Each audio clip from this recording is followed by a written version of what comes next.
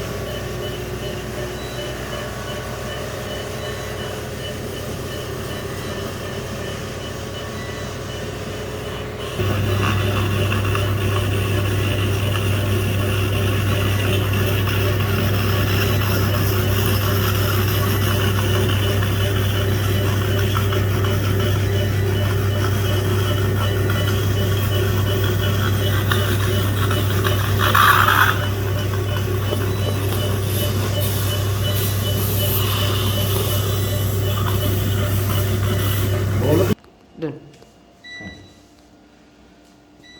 आज हम लोग बात करेंगे एडिनोइड की। एडिनोइड क्या चीज़ है? एडिनोइड छोटे बच्चे में अक्सर होता है। एडिनोइड वैसे जन्म से होता है। एडिनोइड एक लिम्फोइड टिश्यू है जो जन्म से बच्चे में होता है। धीरे धीरे वो 7 या 8 साल की उम्र में धीरे धीरे वो रिग्रेस होता है, मतलब चला जाता है। एडिनोइड बढ़ने का कारण क्या है? तो एडिनोइड एलर्जी की वजह से बढ़ता है। नाक में अगर बारी बारी इन्फेक्शन होता है तो उसकी वजह से एडिनोइड बढ़ जाता है। एडिनोइड टिश्यू है क्या, वो कहाँ पे होती है? एडिनोइड टिश्यू है वो जो हमारा नाक है, वो नाक जहाँ पे खत्म होता है और मुंह जहाँ से शुरू होता है, उसके दोनों के जंक्शन में नाक के पीछे एडिनोइड होता है। तो एडिनोइड के अभी पेशेंट बहुत बढ़ गए हैं। एडिनोइड अक्सर बच्चों में देखा जाता है। छोटे बच्चों में एडिनोइड बढ़ जाता है इन्फेक्शन की वजह से या एलर्जी की वजह से, तो पूरा नाक में सांस लेने का रास्ता पूरा ब्लॉक हो जाता है। नाक रास्ता ब्लॉक हो जाता है तो क्या होता है, बच्चों को बारी बारी सर्दी जुकाम होता रहता है। बच्चा मुंह खोल के सांस लेता रहता है।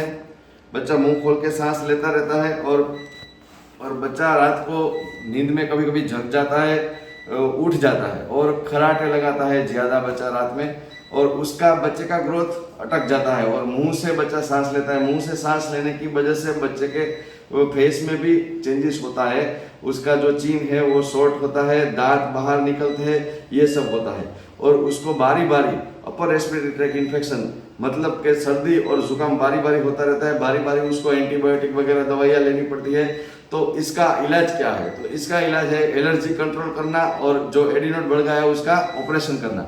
एडिनोइड का ऑपरेशन कैसे होता है? तो एडिनोइड का ऑपरेशन एंडोस्कोपी से होता है। उसमें कोई बाहर कोई टाँका चेका कुछ नहीं लगाते हैं।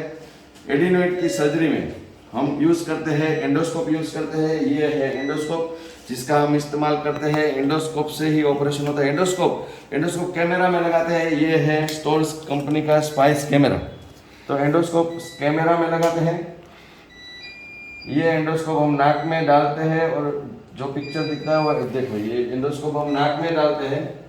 ये एंडोस्कोप हम नाक में डालते हैं। एंडोस्कोप के साथ लाइट जुड़ा हुआ होता है। लाइट से हमें अंदर पूरा विजन मिलता है। ये एंडोस्कोप हम नाक में डालते हैं और पूरा नाक का अंदर का व्यू हमें दिखता है। अंदर का जो नाक का व्यू है ये मॉनिटर में बहुत बड़ा दिखता है और प्रेसाइज दिखता है। ये कैमरा है स्टोर्स का स्पाइस कैमरा है। जो ये कैमरा अभी पूरे सौराष्ट्र और कच्छ में हमारे पास एक ही हॉस्पिटल में, ओम ईएनटी हॉस्पिटल में ही उपलब्ध है। और कैमरा के साथ हम यूज करते हैं ये डिब्राइडर।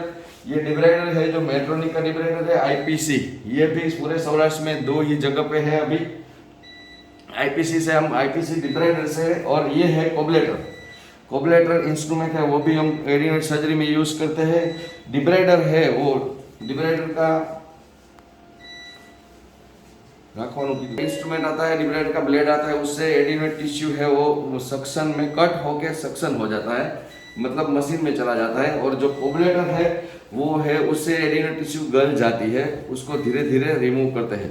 तो कोबलेटर और डिब्लाइडर का इस्तेमाल करने से पूरा एडिनोइड 100% हम निकाल सकते हैं। एडिनोइड निकालने के बाद जो रास्ता नाक का होता है वो खुला हो जाता है, बच्चों को जो बारी बारी सर्दी जुकाम होता है वो चला जाता है, और एडिनोइड निकालने के बाद बच्चा शांति से नाक से सांस लेने लगता है, मुंह उसका धीरे धीरे बंद हो जाता है। तो एडिनोइड का सर्जरी जरूरी क्यों है? बच्चे का ग्रोथ है वो रुक जाता है और उसको बारी बारी एंटीबायोटिक दवाइयाँ लेना पड़ता है। जो ये चीज़ का प्रॉब्लम है वो एडिनोइड सर्जरी के बाद चला जाता है। तो जब भी बच्चे को बारी बारी अगर सर्दी जुकाम होए, बच्चा मुंह से सांस ले, बच्चा रात में खराटा लगाए, नींद से बच्चा रात में जग जाए, तो आपको ईएनटी सर्जन को दिखाना जरूरी है। ईएनटी सर्जन के पास जाओगे तो ईएनटी सर्जन यही एंडोस्कोप से पहले ओपीडी में नाक के अंदर की जांच करेंगे और नाक के अंदर एडिनोइड टिश्यू कितना बड़ा है वो देखेंगे, उस हिसाब से आपको ट्रीटमेंट एडवाइस करेंगे। ये बात रही एडिनोइड वाला। हम बाद में मिलेंगे दूसरे टॉपिक के साथ। Thank you.